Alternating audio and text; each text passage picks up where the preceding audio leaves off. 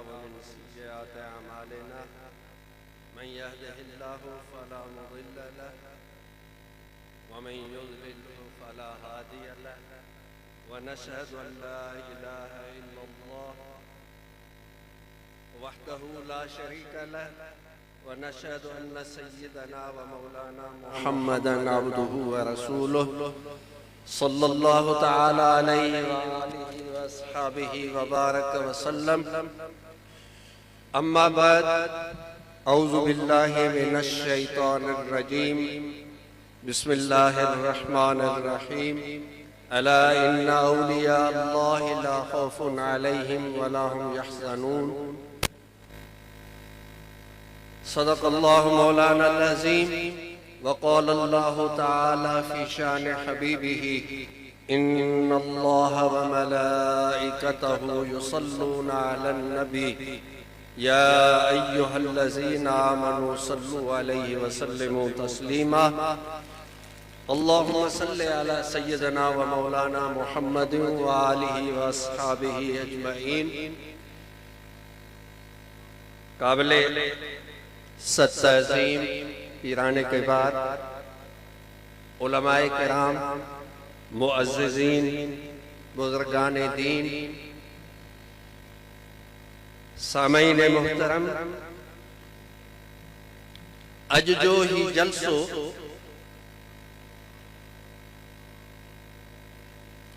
शेख मुजद्दिद अल्फ़सानी शेख अहमद सरहंदी कुद्दस सर्रहुल अजीज जन जो उर्स मुबारक इन सां गॾोगॾु पीर आगा असदुल्ला जा सरहंदी रहमतुल्लाह ताला अलैह जन जो भी उर्स हिते वॾियूं वॾियूं शख्सियतूं पीर साहिबान जो तशरीफ़ फरमाहन साहब दादागान में पीर हफीजुल्लाह जा सरहंदी पीर अमानुल्लाह जा सरहंदी पीर मुजीबुल्लाह जा सरहंदी जेके दुनिया छॾे विया अल्लाह उन्हनि जे मथां रहमतूं नाज़िल फरमाए जेके हिते दुनिया में मौजूद आहिनि अल्लाह उन्हनि जी हयातीअ में उन्हनि जे इल्म में अमल में तक़वा में दीनी ख़िदमात में अल्लाह बरकतूं नसीब फरमाए मुख्तसर टाइम मां हिन मुख्तसर टाइम में इमाम रब्बानी जी ज़िंदगीअ ते कुछ ॻाल्हाए ऐं इमाम साईं जे पैगाम खे भी तव्हांजे आॾो वाज़े करण जी कोशिश कंदुसि शेख अहमद सरहंदी जंहिंखे असां इमाम रब्बानी मुजद्दिद अल्फ़सानी कुतुबे रब्बानी कुतुबे इरशाद ऐं वॾनि वॾनि लक़बनि सां यादि कयूं था सरहंद में 10वीं सदीअ जे पोएं हिस्से में पैदा थिया पंहिंजे वालिद गिरामी वटि तइलीम हासिल कयूं उन खां पोइ कमाल मौलाना कमाल कश्मीरी रहमतुल्लाह ताला अलैह ऐं मौलाना याकूब कश्मीरी रहमतुल्लाह ताला अलैह वटि माक़ूलात मनक़ूलात इल्म हदीस उते हासिल कयो पढ़ी फारिग थी मोटी सरहंद आया ऐं पढ़ाइण शुरू कयो दीन जी तइलीम ॾियण जी इब्तिदा कयो मदरसे खे अची संभालियो दीन जे तइलीम में इज़ाफ़ो फरमायो हिंदुस्तान जे मुसलमाननि में दीनी इल्म के आम करण जी जद्दोजहद में लगी विया इन विच में अकबराबाद भी वया वक्त जे आलमन सां मिलिया अबुल फजल ऐं फैज़ीअ सां मिलिया संदन वालिद गिरामीअ के सिक लगी उतां वापस वठी आया थानेसर में शेख सुल्तान वटां संदन शादी थी मोटी सरहंद पहुता पंहिंजी रहाइश हवेलीअ जी तामीर फरमायूं मदरसे के वधायूं मस्जिद ठाहियूं ऐं दीन जी ख़िदमत में लगा ही वो ज़मानो हो जो वहदत अदयान जो फितनू अकबर बादशाह शुरू कयो वहदते अदियान, जेको अज फितनो वो ॿीहर पैदा कयो पियो वञे। वो फितनो सागो उथे पियो। कंहिं ज़माने में उन फितने के, उन ज़माने जे फितने के, उन वक्त जेको फितनो बादशाहन पंहिंजी बादशाहीअ खे मज़बूत करण लाइ, पंहिंजी सियासत खे मज़बूत करण लाइ, बादशाहीअ खे पंहिंजे खानदान में महदूद रखण लाइ अकबर बादशाह हिकु फितनो खयूं हो। कुछ हिंदू मज़हब जूं शयूं, कुछ ईसाईयत जूं या यहूदियत जो नाकूस, कुछ इस्लामी शयूं गॾे हिकु नओं इलाही दीन पैदा कयो वियो। अॼु बि इब्राहिमी दीन जे नाले ते हिकु नओं फितनो उथेव पियो। मुसलमानो जागजो, दीन में अल्लाह कंहिंखे बि मुदाखलत जी इजाज़त न ॾिनी आहे।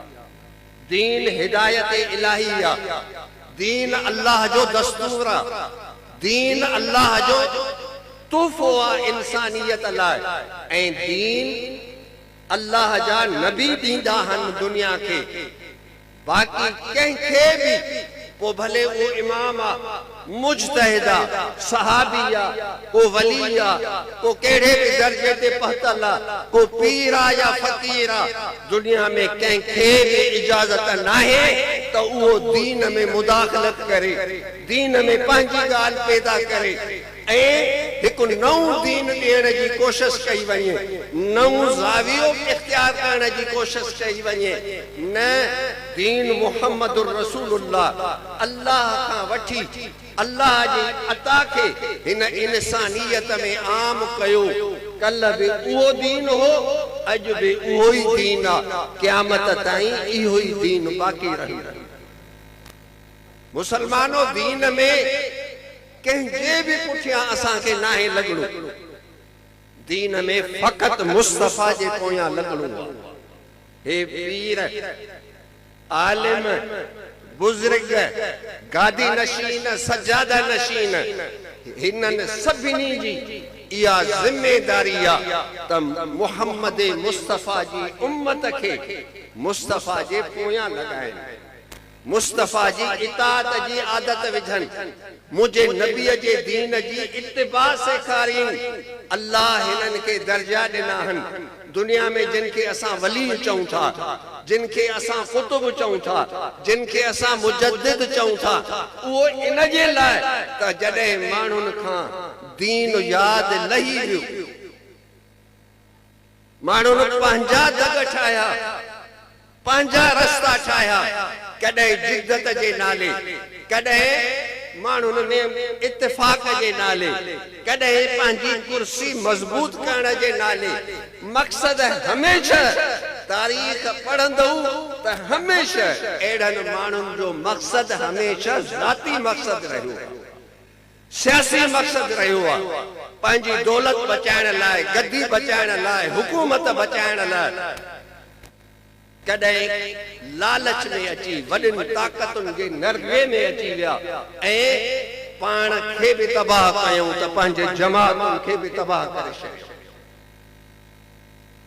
इमाम रब्बानीअ जे दौर में अकबर इहो फितनो हिंदुस्तान में पंहिंजी कुर्सी मज़बूत करण लाइ पैदा कयो हो। ऐं सभई दीन गॾे फौजी ताक़त, बादशाही ताक़त, पंहिंजो ॾाढो ज़ुल्म जबर इस्तेमाल करे ऐं पंहिंजे दीन खे नाफ़िज़ करण जी कोशिश कयईं। इमाम रब्बानी मदरसे में रहण वारो, शेख मुजद्दिद मस्जिद में वेही तबलीग करण वारो, दरसगाह में वेही अल्लाह जे कुरान जी तालीम ॾियण वारो, काल अल्लाह ऐं काल रसूलुल्लाह चवण वारो।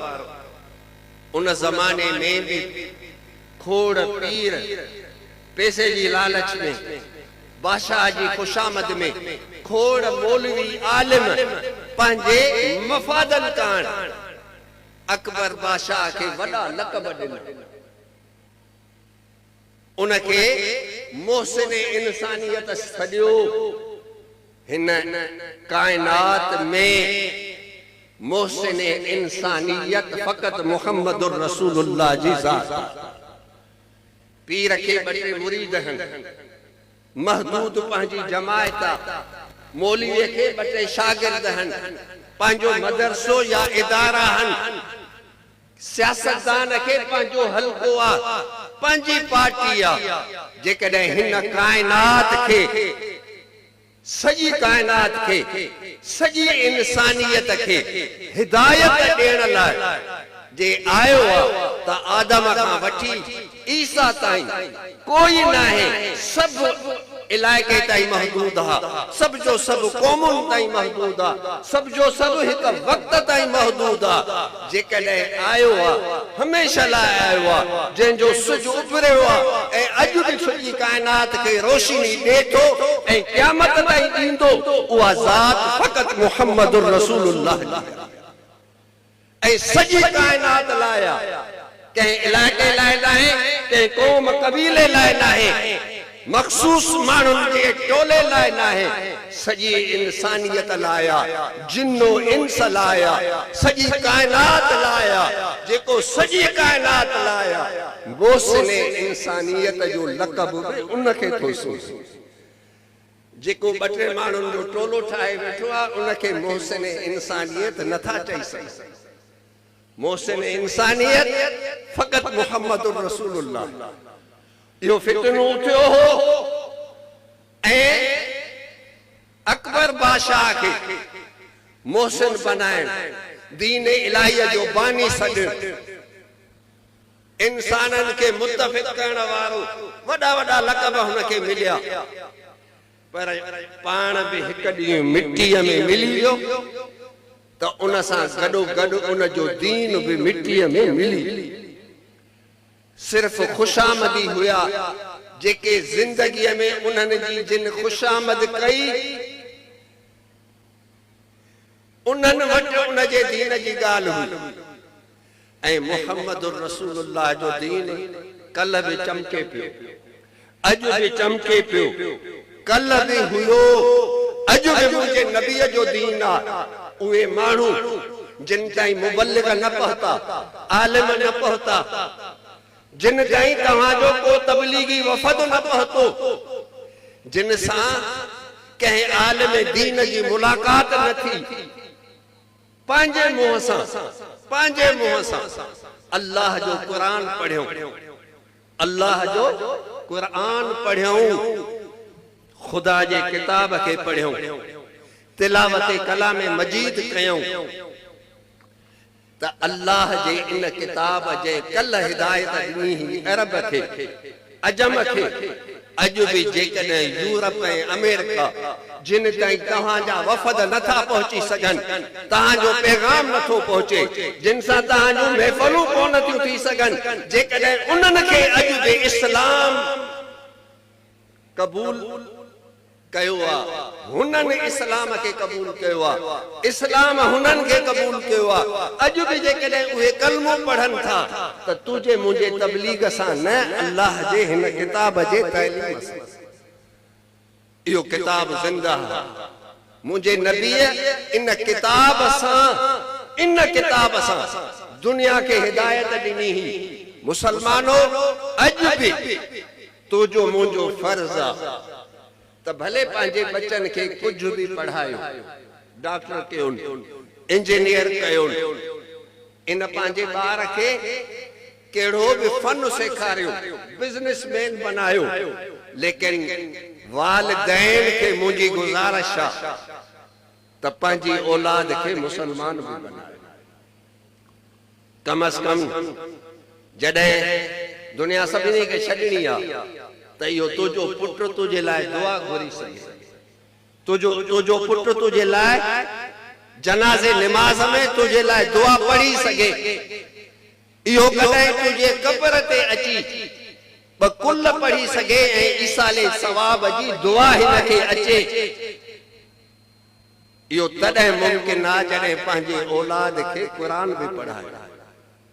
अॼु फैमिली डॉक्टर अथव न, तॾहिं हे मुंहिंजो फैमिली डॉक्टर आहे, कुझु बि थींदो आहे असां हिन सां सलाह कंदा आहियूं। त अहिड़े नमूने सां को फैमिली आलिम बि हुजेव, कॾहिं बि को मसलो पेश अचेव त उन आलिम वटि वञूं ऐं उन खां मसलो पुछूं, दीन जे लाइ हिदायत वठूं। कंहिं कदम खणण खां अव्वल अल्लाह जे दीन जो हुक्म पुछो। अल्लाह जे वलियनि वटि अचो था, दरगाहुनि ते अचो था त सिर्फ़ दुआ लाइ न, पंहिंजे मफ़ादनि लाइ न, पर अल्लाह जे दीन सिखण लाइ ईंदा कयो। गादी नशीन असां वटि औलिया अल्लाह जी सिंध में इज्जत आहे, इन जे लाइ इज्जत आहे जो असां वटि वलियन बेलोस थी माण्हुनि सां माण्हू थिया, फ़क़ीरनि सां फ़क़ीर बनिया, वॾाई न कयूं, माण्हुनि सां मिली जुली विया, उन्हनि सां मुहबत रखियऊं, उन्हनि सां दोस्ती रखियऊं। माण्हुनि बि मुहबत ॾिनी, दिलि ॾिनी, दिलि हिननि बि ॾिनी त हुननि बि ॾिनी। ऐं ईअं सीधनि साधनि माण्हुनि खे इन्हनि दरगाहुनि तां अल्लाह जो दीन नसीब। अॻे दरगाहूं आबाद दीन जे करे थी, माण्हुनि में मुहबत ऐं दरगाहुनि जी कशिश पैदा थी त दीन जी कशिश हुई। माण्हुनि जे हितां को भला उहिदा मिलंदा, नौकरियूं मिलंदियूं, सर्विस मिलंदी, कुझु बि न, दीन मिलंदो, अल्लाह जो नालो मिलंदो हो, मुहम्मद रसूलुल्लाह जे मुहब्बत जो प्याम मिलंदो हो। इन मुहब्बत हिननि खे ॻंढे छॾियो, इन मुहब्बत हिननि खे पाण में मिलाए छॾियो। अॼु वरी ज़रूरत आहे त असांजा गादी नशीन माण्हुनि सां मिलनि। इमाम रब्बानी रहमतुल्लाह ताला अलैह जॾहिं अकबर बादशाह दुनिया छॾे वियो, जहांगीर तख्त ते वेठो, इमाम साहब जे लाइ मुश्किल हालात पेश आया। इंसाइक्लोपीडिया जे मुसन्निफ लिखियो आहे मकाल निगार त जॾहिं इमाम साईं जे लाइ आज़माइश आई, इम्तिहान शुरू थिया, तकलीफ़ुनि जो आगाज़ थियो त इमाम साईं माण्हुनि सां मेल जोल वधाई, अवामुन्नास ताईं पहुता, माण्हुनि ताईं पैगाम पहुचायो, ख़ल्क़ खुदा खे जागायो, उम्मत मुहम्मदीअ में शूर पैदा कयो त तव्हांजे दीन खे मेटायो थो वञे, उथो ऐं पंहिंजे दीन जी हिफ़ाज़त कयो।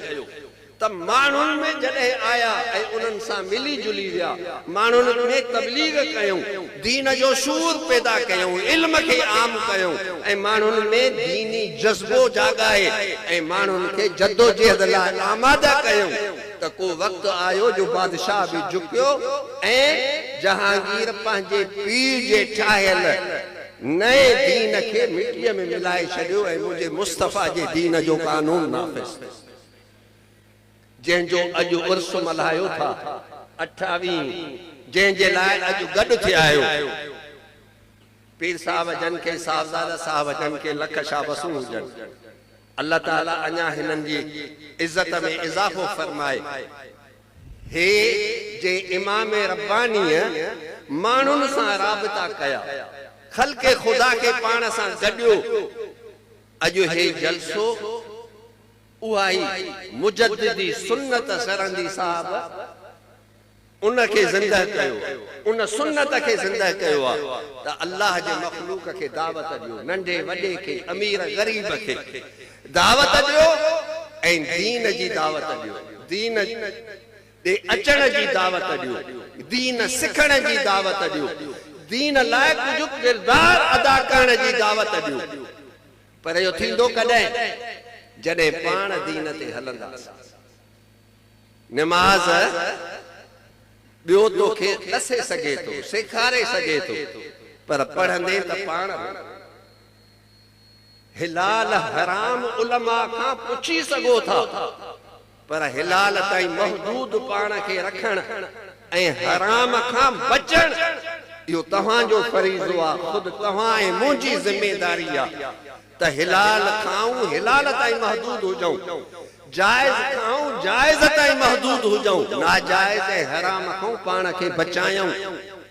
या तुंहिंजी मुंहिंजी ज़िमेदारी आहे।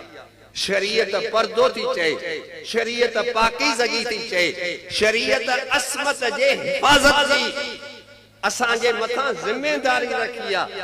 असांखे हुकुम आहे त पाक दामनी इख्तियार कयूं। इन लाइ बि हुकूमत अचे छा? इन लाइ बि को हुकूमत जो ऑर्डर अचे छा? तव्हां खां थो पुछां त इहो त मुंहिंजो तव्हांजो कमु आहे। अवल पंहिंजे मथां दीन नाफ़िज़ कयो। मुजद्दिद अल्फ सानी कामयाब छो वियो? सॼी दुनिया में अॼु बि हुनजो नालो आहे। फारूकी खून जोश में आयो। जे कॾहिं फारूक आज़म अध दुनिया खे इस्लाम सां रोशनास करायो त उन्हीअ फारूक आज़म जे फर्ज़ंद सरहंद मां उथी वरी बि मुंहिंजे नबीअ जी उम्मत खे ॿीहर जाॻायो ऐं दीन जे आवाज़ खे बुलंद कयो, दीनी इल्म खे आम कयो, मुसलमाननि में दीनी जज़्बो पैदा कयो, अमल पैदा कयो। अॼु असां ॻाल्हियूं कंदा आहियूं, नात पढ़ंदे झूमंदा बि आहियूं, लेकिन हिलाल हराम जी उन्हीअ नबीअ जंहिं चयो त हे हिलाल अथव, हे इस्तेमाल कयो, ही नाजाइज़ आहे, हिन जे वेझो बि न वञो। पर उन्हीअ जंहिंजी नात ते झूमूं था उन जे हुक्म खे पसे पुष्ट उछलाए था छॾियूं, पुठीअ पोयां उछलाए था छॾियूं। इन ते छा हुकूमत अमल कराईंदी? इन ते असां अमल कंदासीं। पर्दो असांखे करणो आहे, निमाज़ असांखे पढ़णी आहे। अव्वल पाण ते दीन नाफ़िज़ कयो, निमाज़ी थियो, रोज़ा रखो, अरकान खम्स ते अमल कयो, पंहिंजे एतिक़ाद खे सही रखो। इमाम रब्बानी मुजद्दिद अल्फ सानी रहमतुल्लाह तआला अलैह मक्तूबात में फरमाइन था त मां अहले सुन्नत जो आहियां। वज़ाहत सां था चवनि त मां अहले सुन्नत जो आहियां। मां फिक़ह में अबू हनीफा जो मुक़ल्लिद आहियां। ऐं फरमाइन था असांजा अक़ीदा, असांजा नज़रियात उहे ई आहिनि जो सदियों अव्वल असांजा इमाम लिखी विया। इमाम अबू मंसूर मातुरीदी थो ऐं लिखी बि वञे थो त मां अहले सुन्नत जे अक़ीदे ते आहियां।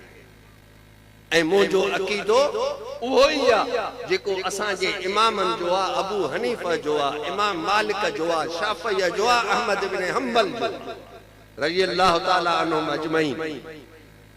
अॼु बि हिकु नओं फितनो उथे वठो त बाबा सूफ़ीअ जो को मज़हब नाहे।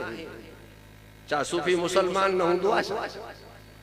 जेकॾहिं सूफ़ीअ जो मज़हब नाहे, सूफ़ीअ जो अक़ीदो नाहे ऐं मुस्तक़िल हिकु अक़ीदो नाहे, अहले सुन्नत जो अक़ीदो नाहे, जेको मुत्तफ़िक़ अक़ीदो आहे सिवादे आज़म जो, 90% उम्मत जो जेको अक़ीदो आहे ऐं उम्मत उन ते मुत्तफ़िक़ आहे, जेकॾहिं उहो अक़ीदो नाहे, उहो मज़हब नाहे, उहो दीन नाहे, उन दीन जी इत्तिबा नाहे, त उहो सूफ़ी नाहे, उहो कूफ़ी आहे, नाले जो मुसलमान आहे।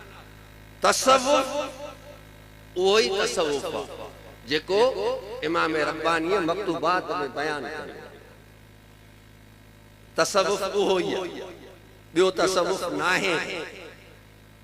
तसव्वुफ़ जुबन कुबन जो नालो नाहे, तसव्वुफ़ हिकु ख़ासि लिबास जो नालो नाहे, तसव्वुफ़ नचण कुॾण जो नालो नाहे।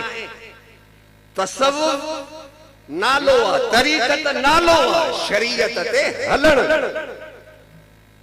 इमाम रब्बानी मुजद्दिद मुनव्विर अल-फैसानी मक्तूबात जिल्दे अव्वल मक्तूबात नंबर 63 इरशाद फरमाइन था त दीन जा टे हिस्सा, हिकु इल्म, ॿियो अमल, टियों इख़लास जंहिंखे दीन में एहसान सॼियो वियो। दीन जा इहे टे हिस्सा।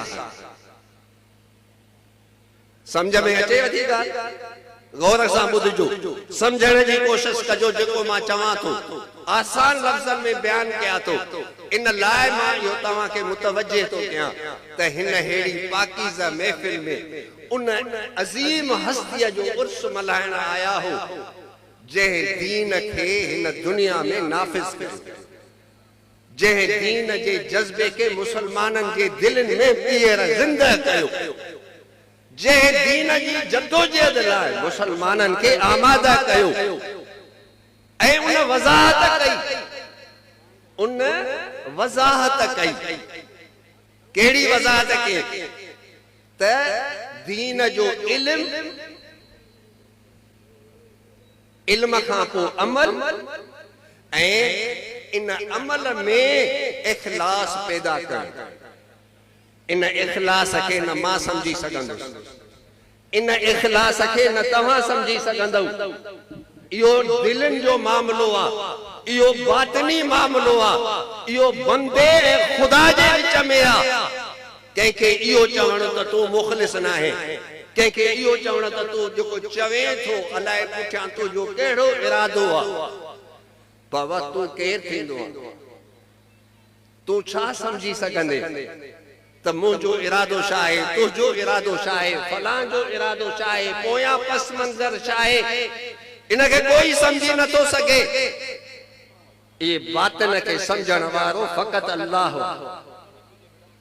असांजी इहा ज़िमेदारी नाहे त असां ॾिसूं त हे जेको ॻाल्हाए थो इन जी पोयां नियत कहिड़ी आहे। असांजी इहा ज़िमेदारी नाहे त दिलि में छा अथसि। असांजी इहा ज़िमेदारी नाहे त मुख़लिस आहे या मोहसिन आहे या नाहे। असांजी ज़िमेदारी इहा आहे फ़क़त असां इहो ॾिसूं त इहो ॻाल्हाईंदड़ जेका ॻाल्हि चवे थो उहा अल्लाह जे किताब ऐं नबीअ जे हदीस मुताबिक़ आहे या नाहे, दीन मुताबिक़ आहे या नाहे। दीन जी ॻाल्हि थो चवे या पंहिंजी नई ॻाल्हि काॾों अॾे थो ऐं अफ़साना थो ॿुधाए।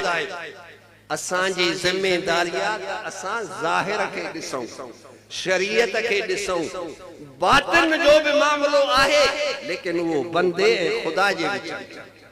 उन जो फ़क़त हिकिड़ो मक़सद आहे त मुसलमान जेको बि नेक अमल करे, ज़िंदगी दीन मुताबिक़ गुज़ारे, त हुन जो मक़सद फ़क़त हिकु हुजे त मुंहिंजो अल्लाह मूंखां राज़ी थी, मुंहिंजो अल्लाह मूंखां राज़ी थी। इहो लफ़्ज़ चई सघंदव। दीन ते अमल जो मक़सद, इस्लाम ते हलण जो मक़सद, मुसलमान जे दिल में छा हुजणु खपे त अल्लाह राज़ी थिए। बुलंद आवाज़ सां चओ त मुसलमान जे हर अमल जो मक़सद फ़क़त हिकु हुजणु खपे त अल्लाह राज़ी हुजे। मुंहिंजा दोस्तो इहो ई तसव्वुफ़, इनखे ई तरीक़त चइबो आहे। दिल जी सफ़ाई, वज़ीफ़ा, विर्द, इन जी काई हैसियत कोन्हे। सॼी राति वज़ीफ़ा पढ़, सॼी राति मुराक़बो कर, 6 कलाक राति जा तूं मुराक़बे में गुज़ार, पर जेकॾहिं उथी 20 मिंटनि में तहजुद जो 2 रकातूं पढ़े थो, इहे तुंहिंजो तहजुद उन सॼे राति जे मुराक़बे खां वधीक अल्लाह वटि अहमियत रखे थो। छो जो तुंहिंजो मुराक़बो इहे तुंहिंजा ताल्लुकात आहिनि, इन जी निस्बत तुंहिंजे मशाइख़ ॾे आहे ऐं तहजुद जी निस्बत मुहम्मद अरबी। तसव्वुफ़ मुंहिंजे नबीअ जो ॾिनल इहो तहजुद आहे, इहो तहजुद तुंहिंजो वधीक आहे। असांजे उलमा फ़ुक़हा लिखियो आहे त हिकिड़ो मंझंदि जो सुम्ही थो पवे, हिकिड़ो मंझंदि जो सुम्ही थो पवे। नियत कहिड़ी आहे? नियत इहा आहे त कैलूलो मुंहिंजो नबी कंदो हुयो, मुंहिंजो नबी कैलूलो फरमाईंदो हो हिन टाइम ते, मां भी सुम्ही थो पवां मंझंदि जी निंड खे कैलूलो चइबो आहे हिकिड़ो आका जे इत्तिबा में मंझंदि जो सुम्ही थो पए ऐं ॿियो थो चवे त टाइम आहे निंड अचे कोन थी ॿ टे नफ़िल पढ़ी वठां क़ुरान मजीद जी तिलावत कयां इहा तिलावत भी इबादत सलात पढ़े तो इबादत नफिल पढ़े तो इबादत लेकिन जे कॾहिं हो जेको मंझंदि जो कैलूले जे नियत सां सुम्हियो आहे ऐं इन नियत सां सुतो आहे त मुंहिंजो नबी आराम फरमाईंदो ऐं मां भी हिन महिल पंहिंजे नबीअ जे सुन्नत जे इत्तिबा में सुम्ही थो पवां त तुझे दीन में तुझे इस्लाम वटि तुझे फिक़्ह इस्लामी जे कानून में इहा फतवा है त हुन जो नफिल पढ़ण हुन जी तिलावत ऐं कंहिं ॿिए जो जागण ऐं दुरूद सलाम पढ़ण अगर जे सवाब रखे थो पर जेको कैलूले जे नियत सां सुतो आहे हिन जो सुम्हण हुन जे नफिल खां अल्लाह वटि वधीक छो वधीक छो जो नबीअ जे सुन्नत में सब कुछ थी रहियो आहे आका जे पैरवीअ में थी रहियो आहे त तुझे मुंहिंजे अमल जी उहा हैसियत नाहे असां तुंहिंजो अमल तॾहिं इबादत बनबो जॾहिं मुहम्मद अरबी सल्लल्लाहु अलैहि वसल्लम जे सुन्नत जे इत्तिबा में समझो था भले उहो तुंहिंजो निंड करण उहा निंड भी तुझी इबादत आहे जेकॾहिं मुस्तफा जे पैरवी मुसलमानो इहो ई तसव्वुर बाबा हाजी इमदादुल्लाह मुहाजिर मक्की वडो आलिम थी गुज़रियो वडो सूफी चिश्ती तरीके जो पंहिंजे दौर में इमाम वडा वडा देवबंदी आलिम भी उन जा बैत आहिनि ऐं वडा वडा बरेलवी आलिम भी उन जा बैत आहिनि फैसला हफ्त मसला उन जे इन फैसले के बरेलवी देवबंदी सब कबूल था कनि वडो आलिम साहिब इफ्ता ऐं साहिब इरशाद वक्त जो वडो सूफी भी पाण एक जाइ ते लिखन था त जाहिल सनन जा लफ्ज त जाहिल लोगों ने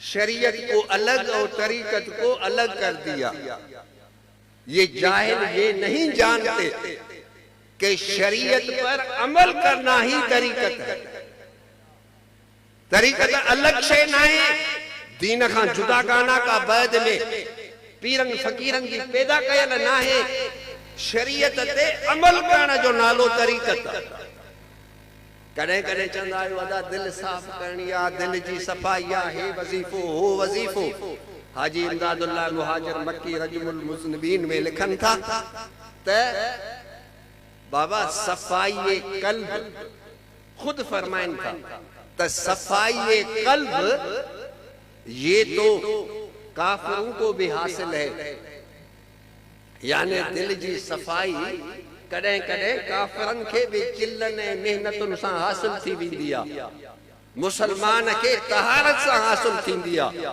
काफिर के निजासत सां हासिल थींदी आहे लेकिन सफ़ाई कल्ब उन के भी मिलंदी आहे पाण फरमाइन था त हिन जी का हैसियत कोन्हे हैसियत आहे मुसलमान वटि दीन इस्लाम में हैसियत आहे त फ़क़त इत्तिबाए शरीयत के हैसियत आहे त इत्तिबाए सुन्नत के हैसियत ऐं इहो ई इमाम रब्बानी रहमतुल्लाह अलैह जो पैगाम आहे इमाम साईं जेके असां मुजद्दिद अल्फसानी था चऊं उन उहो तसव्वुर जेको फ़लसफ़ो बणिजी वियो फ़लसफ़ाना मुशगाफियूं बणिजी वियो उहो तसव्वुर जंहिं तसव्वुफ में फ़क़त बहस मुबाहिसा फ़लसफ़ियाना अची विया उन तसव्वुफ के वरी ॿीहर शरीयत ते ताबिअ जेकॾहिं कयो त इमाम रब्बानी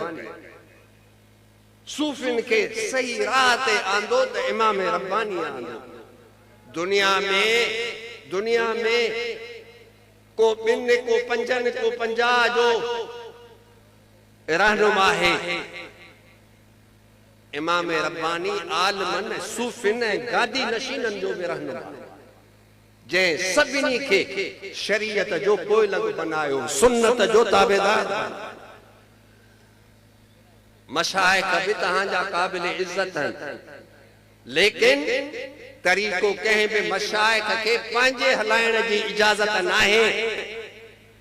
दुनिया जे सभिनी मशाइख के दुनिया जे सभिनी आलिमन बुजुर्गन पीरन फकीरन सभिनी जे मथा या वाजिब ऐं लाज़िम आ त मुहम्मद अरबी जी शरीयत ऐं सुन्नत ते सब हलन। इहो ही असुल दग़वा इहो ही असल रस्तो आ। इन ते ही तव्हां असां सभिनी खे हलणो। त अज जेका तसव्वुफ जी आम गाल कई थी वने त तरीक़त अलग शरीयत अलग इहो जाहिलन जो कोल। शरीयत बि हिक्का तसव्वुफ बि हिक्का। शरीयत ते अमल करण जो नालो तरीक़त बी का अलग शय नाहे। सलाह शरीफ करो बुलंद आवाज़।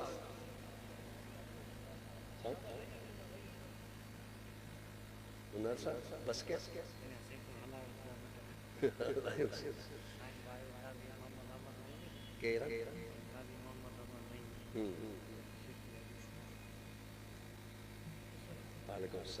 साईं काजी मोहम्मद अहमद नईमी साहब जन तशरीफ फरमा थिया आहिनि। वॾा आलिम दीन आहिनि साहिब निस्बत आहिनि। इन स्टेज ते रौनक अफरोज़ थिया। तव्हां असां सभिनी जी खुशकिस्मती आहे जो ये आलिम फाज़िल सभई अज तव्हां वटि साहबजादे साहब हिक स्टेज ते गॾु कया आहिनि। अल्लाह ताला साहबजादे साहब जी मेहनत खे क़बूल फरमाए।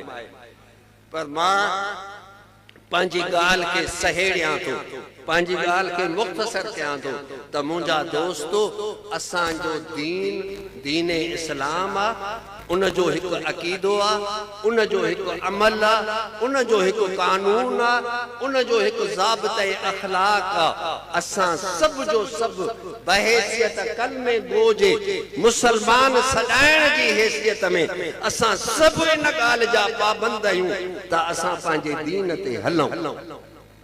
जेकॾहिं तव्हां दीन ते हलो था मुंहिंजे नबीअ जे सुन्नत जी इत्तिबा कयो था उन जे दग ते हलो था त तव्हां बहितरीन सूफ़ी आहियो। तव्हां सच्चा मुसलमान आहियो। तव्हां सुठा सूफ़ी आहियो। पर जेकॾहिं शरीयत ते नथा हलो सुन्नत जी ताबेदारी नथा कयो भले केॾियूं बि तस्बीहूं पढ़ो भले केॾा बि वज़ीफ़ा कयो तव्हां हक़ीक़ी सूफ़ी नथा थी सघो। तव्हां हक़ीक़ी मुजद्दिदी नथा थी सघो। तव्हां मुजद्दिदे अल्फ सानीअ जे पैगाम खे सम्झण जी कोशिश कयो। मुजद्दिदे अल्फ सानीअ दुनिया खे खुलियो पैगाम ॾिनो आहे। हिकिड़ो ॿियो फितनो आहे अॼुकल्ह मां विच में ॻाल्हि आई आहे त अर्ज़ कंदो हलां पंहिंजे गुफ़्तगीअ खे मां हाणे ख़तम थो कयां। अॼुकल्ह कॾहिं कॾहिं गाननि में या ॿियनि शयुनि में ॿुधंदा आहियो न त न तुंहिंजो ख़ुदा को ॿियो आहे न मुंहिंजो ख़ुदा को ॿियो आहे। असां सभिनी जो ख़ुदा हिकु आहे। अहिड़े ई नमूने सां इमाम रब्बानीअ खे हिकु हिंदू पिंड ते ख़त लिखी मकतूबात में इमाम रब्बानीअ जो उहो मकतूब मौजूद आहे। पिंड ते ख़त लिखियो त साईं तव्हां बि हिकु अल्लाह खे मञूं था असां बि त अल्लाह खे मञूं। असां राम खे था मञूं तव्हां रहमान खे था मञो। ॿई हिकु त आहिनि। पोइ असां तो तव्हांजा झेड़ा कहिड़ा। पाण इंतिहाई गुस्से में उन जो जवाब ॾिनो अथऊं खुली तरदीद कई अथऊं। सूफ़िन पंहिंजे मथां सठो आहे। सूफ़िन ख़ुद जे लाइ बर्दाश्त कयो आहे। सूफ़िन के कंहिं गार ॾिनी कंहिं घटि वधि ॻाल्हायो, नाजाइज़ हमलो कयो, ज़ाती जवाब सूफ़िन न ॾिनो आहे, पर जेकॾहिं दीन जे मथां हमलो थियो आहे त सूफ़िन खुली उन जो जवाब। अॼु जे सूफ़ीअ लाइ मुजद्दिद अल्फ़सानीअ जो इहो पैगाम आहे। इमाम रब्बानी फरमायो त तूं हे जेको ख़त लिखियो आहे ग़लति लिखियो आहे। राम अलॻि आहे, रहमान अलॻि आहे, मुंहिंजो अल्लाह अलॻि आहे। मुंहिंजो अल्लाह उहो आहे जेको मुहम्मद रसूलुल्लाह, जेको अल्लाह असांखे ॾिनो आहे। असांखे अल्लाह मुहम्मद रसूलुल्लाह जंहिं अल्लाह जो तारीफ़ करायो, जंहिंजी सुञाणप ॾिनी, जंहिंखे मञण जो हुकुम चयो, जंहिंजे लाइ कलमो पढ़ण जो चयो, असांजो अल्लाह उहो। असांजो रहमान अलॻि आहे, तुंहिंजो राम अलॻि आहे। ॿिन्ही में फ़र्क़ु आहे, जुदा जुदा आहियूं, अलॻि अलॻि आहियूं। न तेरा खुदा कोई और है, न मेरा खुदा कोई और है। इहो इन्हनि हिंदुनि जो उहो साॻो आवाज़ आहे जेको असांजा मुस्लमान बि आलापिन था। मुजद्दिद अल्फ़सानीअ जे उर्स मल्हाइण वारो यादि रखो, असांजो अल्लाह उहो आहे जेको असांखे मुहम्मद रसूलुल्लाह ॾिनो। क़ुरान मजीद में हज़रत याकूब अलैहिस्सलाम दुनिया छॾे पियो, वफ़ात जो वक़्तु वेझो आहे, औलाद खे वेझो कयईं ऐं सभिनी खां पुछियईं त कंहिं ख़ुदा खे मञींदो, कहिड़े अल्लाह खे मञींदो। क़ुरान मजीद में अल्लाह याकूब जे उन सुवाल खे अला नबीना अलैहिस्सलातु वस्सलाम ऐं उन जे पुटनि जे जवाब खे अल्लाह क़ुरान मजीद में ज़िक्र कयो। सिर्फ़ किस्सो ज़िक्र न कयो आहे, बल्कि इंसानियत खे समझायो आहे त मां अल्लाह त आहियां ऐं फ़क़ति मां आहियां, पर मां मिलंदुसि अल्लाह जे नबियनि जे वास्ते, उन्हनि जे निस्बत सां। क़ुरान मजीद में अल्लाह ताला याकूब अलैहिस्सलाम जे सुवाल खे ज़िक्र करण खां पोइ उन्हनि जे पुटनि जे जवाब खे ज़िक्र कयो आहे। इलाहक व इलाह आबाइक इस्माईल इब्राहीम, इलाहक व इलाह आबाइक इब्राहीम व इस्माईल व इसहाक इलाहु वाहिदा औ कमा क़ाल अल्लाह तबारक व तआला। नालन में अॻे को थी सघे थो। याकूब अलैहिस्सलाम जे पुटनि जवाब ॾिनो त बाबा तोखां पोइ तुंहिंजे अल्लाह खे पूॼींदासीं, तुंहिंजे पीउ इसहाक जे अल्लाह खे पूॼींदासीं, तुंहिंजे चाचे इस्माईल जे अल्लाह खे पूॼींदासीं, तुंहिंजे ॾाॾे खलीलुल्लाह जे अल्लाह खे पूॼींदासीं, उन जी इबादत कंदासीं। इलाहु वाहिदा, जेको हिकु अल्लाह चई सघनि पिया त इलाहु वाहिदा हिकु अल्लाह, लेकिन अल्लाह ताला क़ुरान मजीद में इन जवाब खे ज़िक्र करे ऐं दुनिया खे ॿुधायो आहे त मां अल्लाह, दुनिया में अल्लाह जी इबादत ॿिया मज़हब बि कनि था, दुनिया में अल्लाह जो तसव्वुर ॿियनि दुनिया जे क़ौमुनि में बि आहे, पर मुस्लिम उम्मत में फ़क़ति हिकु तसव्वुर आहे त जेको मुहम्मद रसूलुल्लाह जो अल्लाह आहे उहो ई असांजो अल्लाह आहे। ॿिए अल्लाह खे असां नथा मञूं, छो जो हे तसव्वुर आहे ऐं तसव्वुर जेको मुहम्मद अरबी सल्लल्लाहु अलैहि वसल्लम ॾिनो असां उन खे था त राम अलॻि आहे, रहमान अलॻि आहे।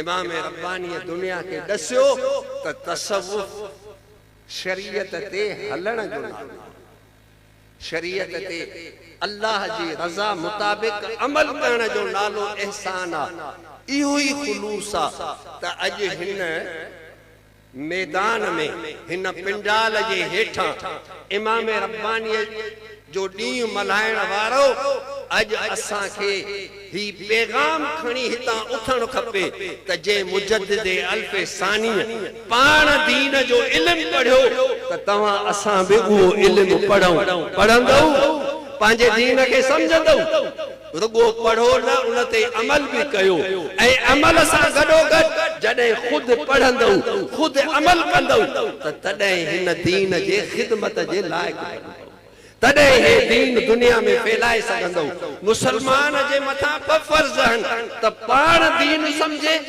दीन ते अमल पैरा थिए ऐं मुसलमान जो ॿियो फर्ज़ आहे ॿी ज़िम्मेदारी आहे त हिन दीन जो पैगाम सॼी दुनिया ताईं पंहिंजी हैसियत मुताबिक़ आम करण जी कोशिश करे अल्लाह ताला मुंहिंजो चवणु तव्हांजो ॿुधणु क़बूल फरमाए शेख मुजद्दिद अल्फ सानिया जे फयूज़ात मां तव्हां असांजे कुलूब के सीनन के अल्लाह मुनव्वर फरमाए साहबजादा साहब जन जी मेहनत कबूल फरमाए तव्हां जो अचण कबूल फरमाए अल्लाह बिनी जहानन में कामयाबी बख्शे आखिर